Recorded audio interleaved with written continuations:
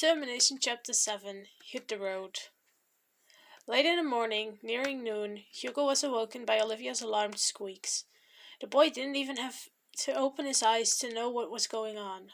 He reached out his hand and grabbed Young's arm, pulling it away from his little friend. "Hands off, kid. Weren't you taught to ask before touching someone's pet?" Hugo finally opened his eyes, giving the kid a glare. "It looks cute," Young said, voice quiet as he fought back tears. Hugo's reaction had scared him, as it would any child. "I'm sorry." Olivia ran up Hugo's shoulder, hiding near his collar. She was programmed to stay away from strangers, in case they had ill intent. Even though feelings were new to Olivia, she did recognize the sensation as fear. She was afraid of her boy and herself getting hurt. Her little body was vibrating, cocks whirring faster than usual, and unwanted little whines and squeaks were coming from a voice box. "You scared her, idiot," was all Hugo said before gently scooping the small contraption off his shoulder and petting her head. "It's all right, Livy. I won't let them hurt you. You're safe," he shushed, cradling his friend until she stopped vibrating. He could feel several pairs of eyes bore into him as he calmed Olivia down. Staring. He hated feeling vulnerable like this, but he couldn't just let his friend tremble in fear. That would be selfish. Carefully, he put Olivia back in his chest pocket, once again reassuring her. "You're safe, I promise." Varian wanted to make a snarky remark about how Mr. Bad Boy had a soft side, but he didn't want to ruin the moment. Instead, he just watched. It was strange seeing Hugo act like this. At first appearance, he seemed like an annoying guy that pretends to be so tough and hides behind humor and too much faked confidence. He still seemed like that, just softer now. More vulnerable and exposed. Weak. That evil little voice in the alchemist's mind told him to remember it just in case. In case Hugo messed up. In case everything went wrong. He knew the boy's weakness now.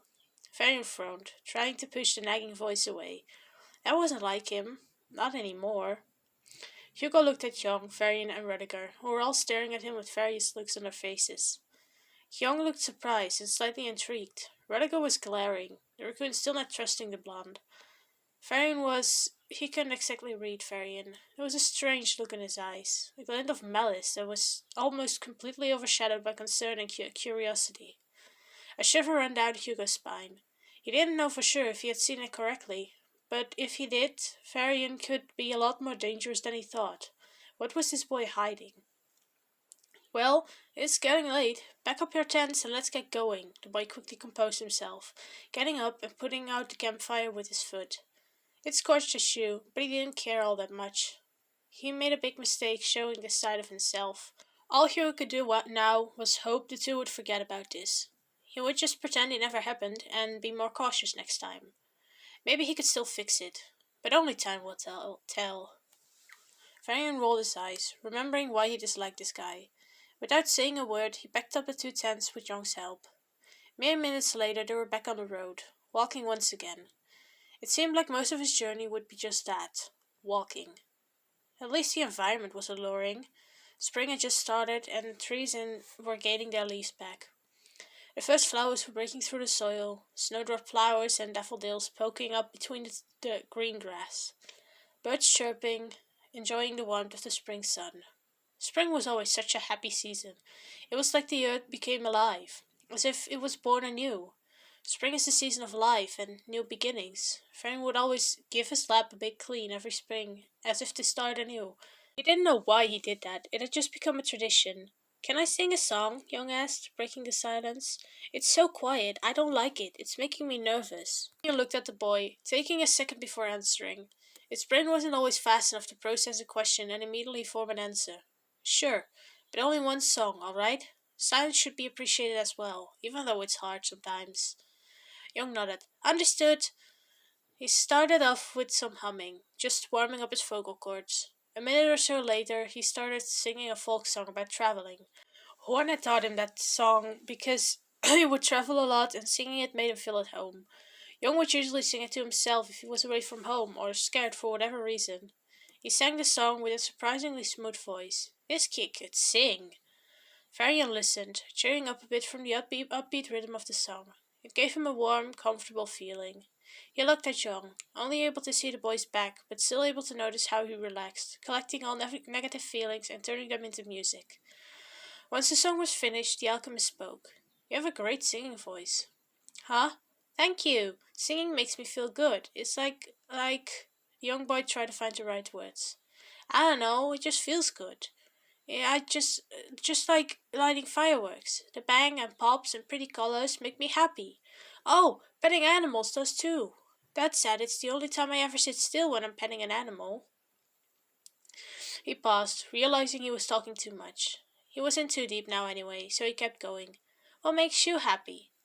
Varian didn't expect that question. It's such an innocent question, yet so hard to answer. What did make him happy? Well, the teenager said, digging through his memories to find any answers. Reading makes me happy. I like completely indulging myself into a fantasy world when I read. It's a nice escape from reality. He scratched his chin. Obviously, alchemy makes me happy. Sometimes it's frustrating, though. I also enjoy spending time with Rudiger. He calms me down when I'm feeling unwell. Right, buddy? Fang pat his furry friend, who was resting on his shoulders. Rudiger purred in response to the touch. He pressed his head into his owner's hand, wanting more affection. A satisfied chatter rewarded Varian when he started scratching the raccoon's chin. Young giggled. He really likes being pat. Of course he does. He's a big cuddlebug. He is. The boy turned to Hugo, jogging to catch up with him. What about you, Hugo? What makes you happy? Hugo pretended not to hear. He didn't want to think about that question. It scared him, in a way. We should arrive at the village soon. We can stay there overnight and stock up on supplies if needed. I don't know about you, but my legs could use some rest. Young nodded, immediately forgetting his question. His feet were tired, and rest sounded amazing right now. We even have money to stay at an inn. That's great. I can't wait to sleep in a bed again. Me neither. Farron overheard their conversation. Hugo's reaction confused him, but he decided not to think too deep about it. Maybe he just couldn't think of anything that made him happy at the moment. Or maybe he has nothing that made him happy. Huh, that's depressing. Hugo wasn't lying. The group arrived at the village less than 2 hours later. The blonde seemed to know his way around the place, because he headed straight for an inn. The other two just followed behind. You can leave the donkey in the stable around back, he informed Varian. How much money do you have? Why would I trust you with that information? Young sighed and checked his envelope Juan had given him earlier. I'll pay, so you don't have to argue. He gave the money to Hugo. I hope this is enough. Young, you don't... Varian started, being shooed away by Hugo. Go take care of your donkey. At least Firecracker's mature enough to trust me. The blonde counted the money. This should be enough for a 3-person room, or 2 one-person rooms, and a hot meal for each. I think Varian will want his own room, Young said, followed by a gasp. Can we share a room? You're so cool and I want to learn more about you. Hugo smiled a bit at that pure excitement.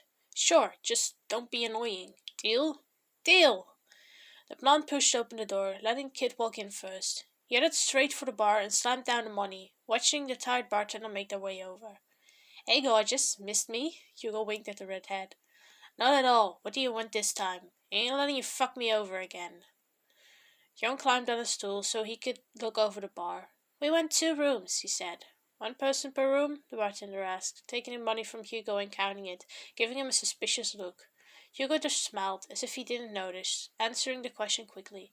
Yes, and could we have a menu? We might order some food, and once our friend decides to come inside. The bartender took the money for the rooms and handed Hugo 2 keys and a menu. She looked at Young. Why don't you go find a table to sit? I need to have some talk with your friend. The kid hesitated, looking over at Hugo for reassurance. He got a thumbs up, which gave him enough courage to go sit down at a table for 4 and read the menu. As soon as Young was out of sight, the bartender grabbed Hugo by the collar of his shirt. Listen up, buddy. I don't know what you're scheming now, but I won't let you steal anything today. Any suspicious actions, and I'll hand you over to the guards. I can use this sum of money to put on your head. She let go of the thief, making him stumble back and trying to regain balance. Money troubles again, Freckleface? Hugo asked. You really gotta learn some business strategies. You're too cheap. He stuck out his tongue and flicked a strand of the short ginger hair out of the person's face.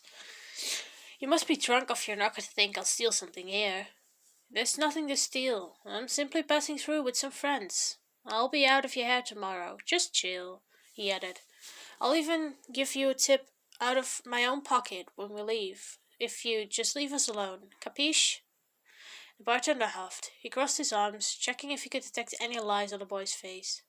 You better make it a big tip, then we have a deal. Got your back, honey. You know I'm a man of my word. Sometimes. Ryan pushed open the door, looking around. The inn was mostly empty, but the people who were currently drinking or eating or simply chatting were all buff, macho men. The atmosphere was intimidating, making the boy feel on edge. He soon spotted Hugo walking over to him, throwing him a key. Catch! The alchemist yelped in surprise, trying to catch the key. He almost caught it, then managed to drop it on the floor anyway. With an annoyed grumble, he bent down and picked it up.